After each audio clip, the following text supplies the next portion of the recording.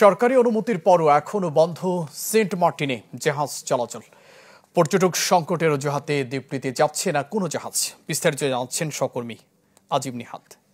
Saint মার্টিনে জাহাজ চলাচলের অনুমতির ১৯ দিন হতে চললেও এখনো পর্যন্ত কোনো জাহাজ যায়নি। জাহাজ মালিকরা বরাবরের মতো বলছে যে তারা সেখানে মূলত পর্যটকদের আগ্রহ নাই, কারণ দ্বীপে এখন রাত্রি যাপনের কোনো ব্যবস্থা নাই, যার কারণে পর্যটকদের আগ্রহ না থাকার কারণে তারা জাহাজ ছাড়তে পারেনি। গত ১৯ দিন ধরে তারা বিভিন্নভাবে চেষ্টা করেছিলেন পর্যটকদের সাথে যোগাযোগ করবার জন্য, কিন্তু সেখানে আসলে রাত্রি যাপনের কোনো ব্যবস্থা না থাকার কারণে তারা সেখানে যেতে রাজি হয়নি, যে কারণে জাহাজ ছাড়তে পারেনি। কারণ সরকারের বিধি অনুযায়ী যে নভেম্বর মাসে জাহাজ নিয়ে তারা পর্যটকরা সেখানে যেতে পারবেন, সেখানে মাত্র ঘন্টা দুয়েক অথবা আধা ঘন্টা অবস্থান করার পর আবারও জাহাজে উঠে একইভাবে কক্সবাজার পৌঁছাতে হবে। অর্থাৎ কক্সবাজার থেকে সেন্ট মার্টিনে যে ৮ থেকে ৯ ঘন্টা যাত্রা, সেটি করার পরে মাত্র আধা ঘন্টা থেকে ২ ঘন্টা অবস্থান করে আবারও ফেরত আসতে হবে। এই জার্নির কারণে তারা সেখানে মূলত যেতে চায়নি।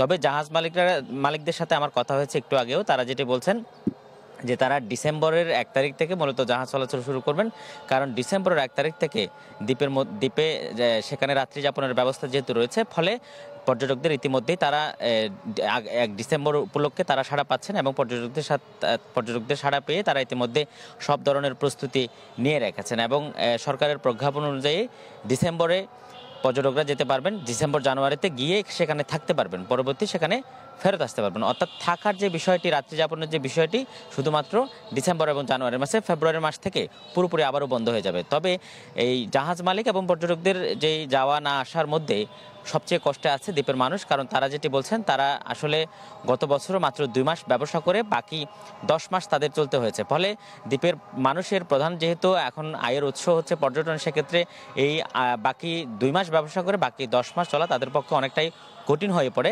একই অবস্থা হবে এবারেও, কারণ তারা মাত্র জানুয়ারি এবং এই যে ডিসেম্বর এবং জানুয়ারি, এই ২ মাস যেহেতু পর্যটকরা সেখানে গিয়ে থাকতে পারবেন, ফলে কিন্তু তাও সীমিত ২,০০০ মাত্র। ফলে এই অল্প সংখ্যক পর্যটক দিয়ে তারা বাকি সময়গুলো কিভাবে কাটবেন সেটা নিয়ে তাদের মধ্যে দুশ্চিন্তা ভর করেছে। কেউ কেউ বলছেন গেল বছর তারা অনেক কষ্টে জীবনযাপন করেছেন, আগামী বছর সেটা আরও কঠিন হয়ে যেতে পারে।